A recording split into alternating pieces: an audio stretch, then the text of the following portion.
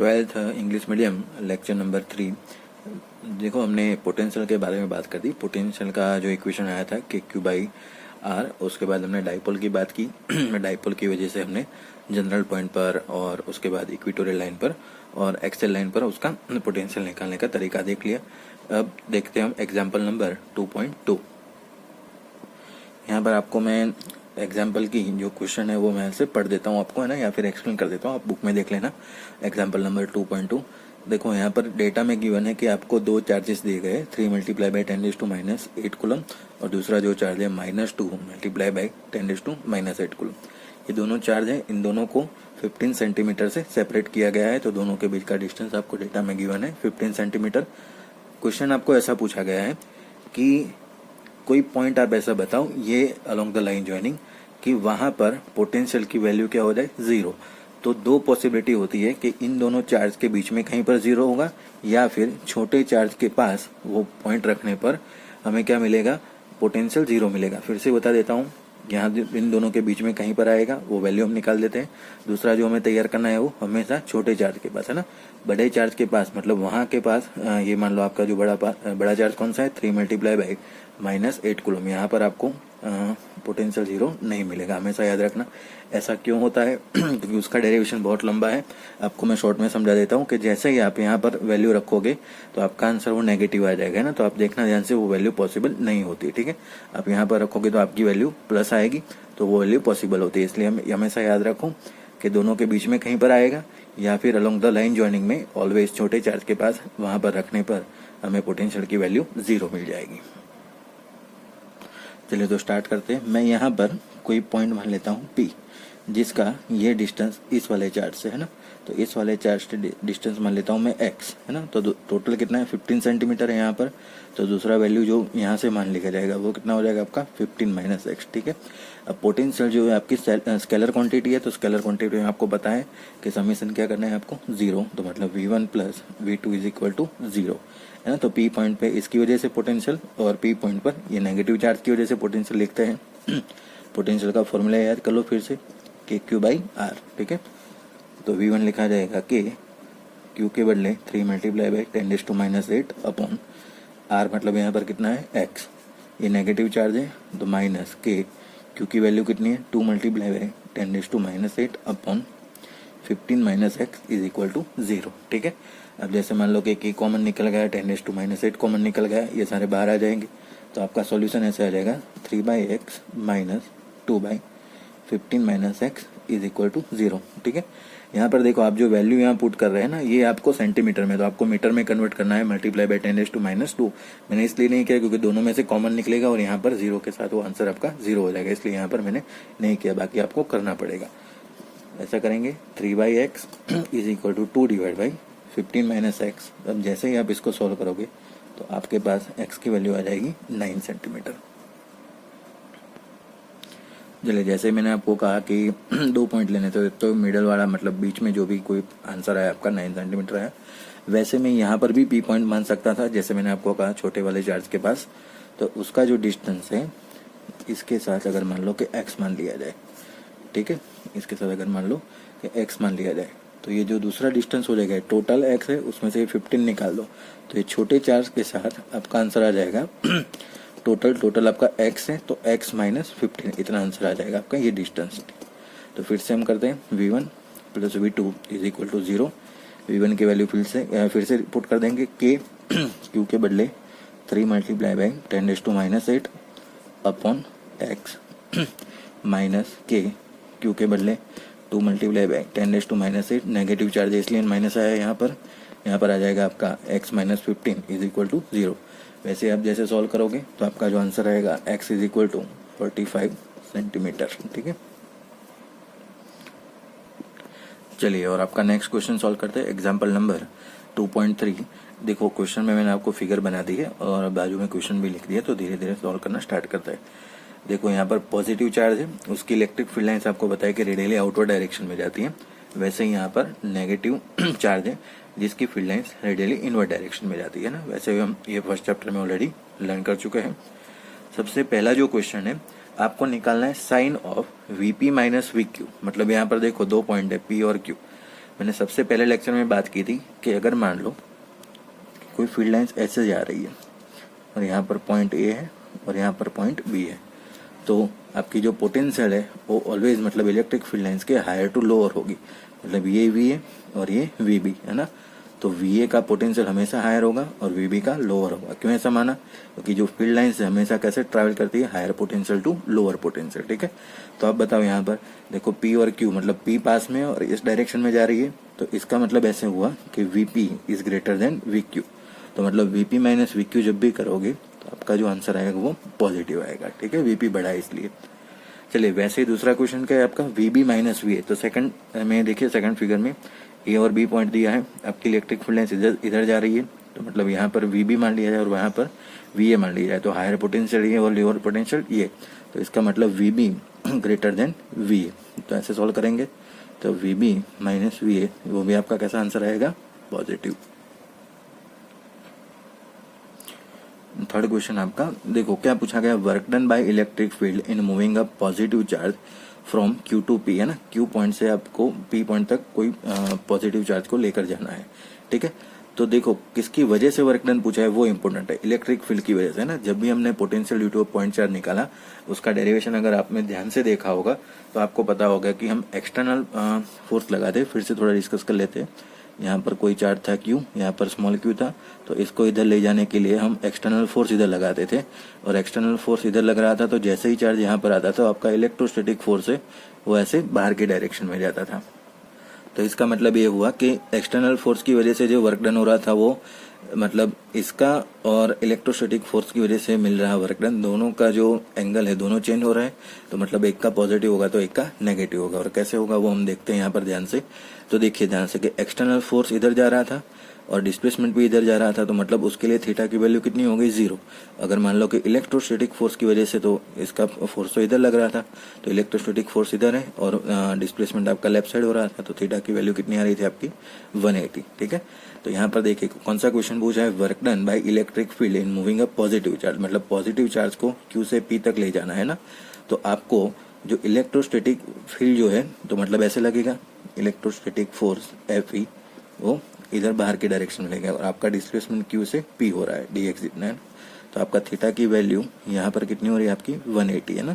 तो work done आपको पता है वर्क क्या होता है आपका, force into displacement F D, आपका आंसर क्या आएगा आपका क्यू ई इंटू डी, है ना। तो इलेक्ट्रिक फील्ड के ऑपोजिट डायरेक्शन में तो भी आप मान लो कि नेगेटिव होगा, या फिर अगर फोर्स और डिस्प्लेसमेंट दोनों के बीच में, है ना, फोर्स कौन सा, इलेक्ट्रोस्टैटिक फोर्स, है ना, इलेक्ट्रिक फील्ड की वजह से पूछा है, तो उन दोनों के बीच का भी एंगल कितना हो गया आपका 180। तो यहाँ से भी जान सकते हैं आप, या फिर इससे भी मान सकते हैं एफ डी कॉस 180।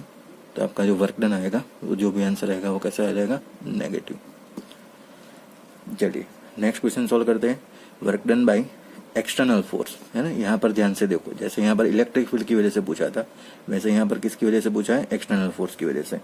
तो बी से ए की तरफ ले जाना है तो इधर फोर्स लगाना पड़ेगा, तो एक्सटर्नल फोर्स भी इधर लग रहा है और एक्सटर्नल फोर्स इधर और डिस्प्लेसमेंट भी इधर, तो मतलब कि दोनों के बीच का एंगल कितना हो गया आपका 0 डिग्री। तो वर्क डन कैसे लिखेंगे, एफ डी कॉस 0, और कॉस 0 की वैल्यू 1, तो वर्क डन आपका कैसे आ जाएगा, पॉजिटिव। चलिए नेक्स्ट क्वेश्चन सॉल्व करते हैं, potential energy difference of a small negative charge between the points Q and P, है ना। क्यू एंड पी के बीच में अगर नेगेटिव चार्ज है ना, तो उसकी जो पोटेंशियल एनर्जी का डिफरेंस, मतलब कि क्यू से पी ले जाने के लिए आपको पोटेंशियल डिफरेंस निकालना है। ठीक है, चलिए सॉरी पोटेंशियल डिफरेंस नहीं, आपको पोटेंशियल एनर्जी निकाली। अब पोटेंशियल एनर्जी के बारे में एक बार डिस्कस कर लेते हैं, ऑलरेडी पोटेंशियल एनर्जी का डेरिवेशन इसके बाद के टॉपिक में है, तो मैं आपको पहले बता देता हूँ। पोटेंशियल एनर्जी जो होती है वो ऐसे लिखी जाती है के Q1 Q2 बाई आर, है ना। और के Q1 Q2 बाई आर में जो Q1 Q2 है आपको साइन के साथ रखने होते हैं ना। तो यहाँ पर अगर मान लो कि फर्स्ट क्वेश्चन की बात करें तो फर्स्ट क्वेश्चन में क्या है, Q एंड P के बीच में पूछा गया है, और एक जो नेगेटिव चार्ज के बारे में पूछा गया, मतलब पॉजिटिव चार्ज यहाँ है और Q से P हमें कौन सा चार्ज लेकर जाना है, नेगेटिव। तो Q1 की वैल्यू प्लस Q और Q2 की वैल्यू आपकी क्या आ गई, माइनस Q, है ना। तो मतलब ऐसे हो जाएगा पोटेंशियल एनर्जी के Q1 मतलब प्लस Q, दूसरा माइनस Q अपॉन R, दोनों कांस्टेंट मान ले, तो U is directly proportional to -1/R, ऐसा लिखा जाएगा। तो आप देखिए ध्यान से, potential energy is directly proportional to -1/r। इसका मतलब क्या हुआ कि डायरेक्टली प्रोपोर्शनल टू 1/r होता, मतलब डिस्टेंस जितना बढ़ता उतनी पोटेंशियल एनर्जी कितनी कम होती। लेकिन यहाँ पर उल्टा हो रहा है, क्योंकि क्या है, नेगेटिव साइन है बीच में, ठीक है।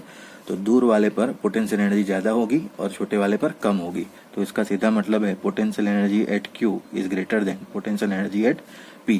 तो जैसे आप potential energy Q minus potential energy at P निकालोगे तो आपका आंसर कैसा आ जाएगा, वो आपका आंसर आ जाएगा पॉजिटिव या फिर ग्रेटर देन 0, ठीक है। चलिए नेक्स्ट क्वेश्चन में देखते हैं कि उसमें क्या पूछा है, फिर से पोटेंशियल एनर्जी का डिफरेंस है ए और बी के बीच में, ठीक है। तो अब देखिए ध्यान से कि दोनों की साइन Q1 और Q2, मतलब चार्ज आपका ये तो नेगेटिव है, दूसरा भी चार्ज कौन सा दिया है, नेगेटिव चार्ज, ठीक है। तो Q1 Q2 आप कैसे लिखेंगे, जगह यहाँ है, चलो यहाँ लिख देते हैं, यहाँ देख लेना आप, U is equal to K minus Q divide by R, minus minus plus, तो K Q square by R। तो मतलब potential energy is directly proportional to 1/r, है ना। तो मतलब जितना दूर जाओगे वहां पर आपकी पोटेंशियल एनर्जी कैसे हो जाएगी, कम होती जाएगी, है ना। तो चलिए, मतलब जो पास वाला पॉइंट है वहां पर आपकी पोटेंशियल एनर्जी क्या हो जाएगी, ज्यादा हो जाएगी। किसके बीच में डिफरेंस पूछा है, ए और बी के बीच में। तो मतलब UA is greater than UB। तो आप UA माइनस UB जब भी निकालेंगे तो वो आंसर आपका ग्रेटर देन 0 या फिर पॉजिटिव आएगा, ठीक है। चलिए, आपका नेक्स्ट टॉपिक है इक्विपोटेंशियल सरफेसेस। तो मैंने उसकी कैरेक्टरिस्टिक लिख दी है, क्योंकि ये थियरी आपको तैयार करनी है ना, इसलिए प्रॉपर तरीके से लिखी गई है। मैं आपको डिटेल में समझा देता हूँ कैसे करना है तैयार इसको। तो सबसे पहले इक्विपोटेंशियल सरफेस समझते हैं। इक्विपोटेंशियल सरफेस का मतलब ऐसा होता है कि वो सरफेस पर जहां पर पोटेंशियल की वैल्यू सेम हो, जैसे नाम है वैसे आप उसको समझ सकते हैं। इक्विपोटेंशियल मतलब पोटेंशियल जिस सरफेस पर सेम हो वैसे सरफेस को क्या कहा जाएगा, इक्विपोटेंशियल सरफेसेस, है ना। देखो कैसे करा गया है। अगर मान लो कि आपके पास कोई प्लस Q चार्ज है तो उसकी इलेक्ट्रिक फील्ड ऐसे आउटवर्ड डायरेक्शन में, ये आप सबको पता है। अब मान लो कि मैं ऐसे एक इमेजिनरी सरफेस ड्रॉ करता हूँ, तो आपको पता है कि पोटेंशियल होता है, पोटेंशियल की वैल्यू क्या होती है, KQ बाई R, है ना। तो ये सारे पॉइंट पर यहाँ पर आप कोई भी रैंडम मान लो, यहाँ पर भी मान लो, तो सभी जगह पर पोटेंशियल की वैल्यू V, तो यहाँ पर भी V और यहाँ पर भी V। तो ये पूरी सरफेस के ऊपर आके पोटेंशियल की वैल्यू क्या हो जाएगी, सेम हो जाएगी। अगर मान लो और थोड़ा आगे चले जाए तो एक दूसरी सरफेस बनाता हूँ, तो ये दूसरी एक सरफेस मैंने क्रिएट कर दी। तो ये दूसरी जो सेकंड सरफेस मैंने क्रिएट की वो सभी पर है ना, इसको चलो V1 ऐसे नाम दे देते हैं। तो जो आपकी जो सेकंड सरफेस है, यहाँ पर कोई भी पॉइंट ले लो आप, ये ले लो, तो उसको अपने V2 नाम दे दो, यहाँ पर V2 दे दो, यहाँ पर V2 दे दो ना। तो सेकंड वाली सरफेस पर सभी पॉइंट पर आपका जो पोटेंशियल है वो सेम हो जाएगा ना। ये देखिए आप, इक्विपोटेंशियल सरफेस जो है वो आपकी इमेजिनरी सरफेस है ना। तो ये वाली सरफेस, ये मतलब ये R1 वाली चलो इसको नाम दे देते हैं, इसका रेडियस R1 दे देते हैं, इस सेकंड वाले का रेडियस R2 दे देते हैं, ठीक है। तो R1 रेडियस पर सभी पॉइंट पर पोटेंशियल आपका सेम हो जाएगा, वैसे ही R2 रेडियस पर सभी पॉइंट पर आपका पोटेंशियल सेम हो जाएगा। लेकिन R1 और R2 रेडियस पर दोनों पर अलग अलग कुछ ना कुछ वैल्यू मिलेगी आपको, है ना। सरफेस मतलब R1 वाले सभी पर, ये वाले पॉइंट पर, ये वाले लाइन पर, और R2 मतलब ये वाले सर्कल पर, ठीक है। तो दोनों सर्कल पर आपकी वैल्यू अलग होगी, लेकिन एक सर्कल पर आपका पोटेंशियल सेम होगा। अगर पोटेंशियल सेम है तो उसका वर्क डन 0 होगा। कैसे होगा, देखो ध्यान से, आपको पोटेंशियल का फॉर्मूला पता है कि पोटेंशियल मतलब delta V is equal to W by Q, ऐसा लिखते थे हम, है ना। तो वर्क डन क्या हो जाएगा आपका, डेल्टा V इंटू Q, है ना। तो अगर मान लो पॉजिटिव चार्ज, अगर मान लो यूनिट चार्ज को हम एक पॉइंट से दूसरे पॉइंट पर, अगर मान लो इक्विपोटेंशियल सरफेस पर मूव करें, ठीक है, तो जैसे ही एक पॉइंट से दूसरे पॉइंट पर मूव करेंगे तो दोनों पर पोटेंशियल की वैल्यू क्या है, सेम है, मुझे पता है। अगर मान लो यहाँ से लेकर यहाँ पर ले जा रहा हूँ, ये यहाँ से पॉइंट यहाँ ले गया, तो दोनों पर पोटेंशियल की वैल्यू क्या है, V1। तो आपका डेल्टा V क्या हो जाएगा, 0। तो वर्क डन आपका क्या हो गया, 0, ठीक है। ये एक प्रॉपर्टी है इक्विपोटेंशियल सरफेस की, ठीक है। आइए तो और कैरेक्टरिस्टिक के बारे में स्टडी कर दें। ये थियरी 2 मार्क में आ सकती है। तो सबसे पहली जो कैरेक्टरिस्टिक्स है वो ऐसा है कि no work done in moving a test charge over an equipotential surface. जैसे हमने माना कि एक इक्विपोटेंशियल सरफेस पर जैसे हम किसी भी यूनिट चार्ज को अगर मान लो यहाँ से दूसरी जगह पर ले जाए तो उसका वर्क डन 0 होता है, वो हमने ऑलरेडी स्टडी कर दिया। सेकंड जो है, electric field lines is always normal to the equipotential surface, है ना। तो आपकी जो इलेक्ट्रिक फील्ड लाइंस है वो ऑलवेज क्या होती है, नॉर्मल होती है। मान लो कि इक्विपोटेंशियल सरफेस आपकी ऐसी है, तो इलेक्ट्रिक फील्ड लाइन जैसे यहाँ से बाहर आएगी तो ये सरफेस के साथ वो 90 डिग्री एंगल बनाएगी। तो ऑलवेज थीटा आपका क्या हो जाएगा 90 डिग्री, तो perpendicular to the surface. Third आपका जो पॉइंट है वो है electric surface equipotential surface are closer together in the region of strong field and further apart in the region of weak field, है ना। तो मतलब जहां पर आपकी इलेक्ट्रिक फील्ड ज्यादा है, जहां रीजन आपका स्ट्रॉन्ग है, मतलब इलेक्ट्रिक फील्ड लाइन ज्यादा है, वहां पर ये जो आपकी इक्विपोटेंशियल सरफेस है वो पास पास होगी, है ना। मान लो कि यहाँ सेंटर के पास अगर बनाओ तो ये सरफेसेस आपकी पास पास होगी। अब जैसे ही आप दूर जाओगे तो इलेक्ट्रिक फील्ड की वैल्यू क्या होती है, कम होती है। तो आपको क्या बनाना है, इसको दूर दूर सर्कल बना देना है, ठीक है। तो जैसे ही सरफेस आपकी कैसे हो जाएगी, दूर दूर होती जाएगी।